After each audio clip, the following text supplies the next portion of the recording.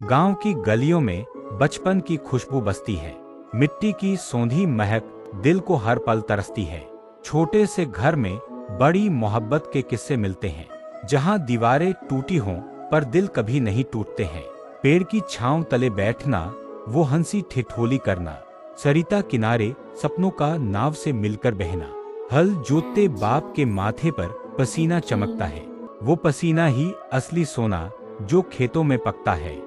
माँ की रोटी, चूल्हे की आंच, खुशबू में प्यार घुला। शहर की चमक फीकी लगे, गांव का हर पल अनमोल लगा। नदियों का पानी, पंछियों के गीत, सुबह की आरती, ये सब मिलकर सिखाते हैं जिंदगी की सच्ची बाराती। गांव की मिट्टी में है दुआएं, गांव की छांव में सुकून। शहर की दौलत भी हार जाए, गांव की खुशियों के सामने जुनून।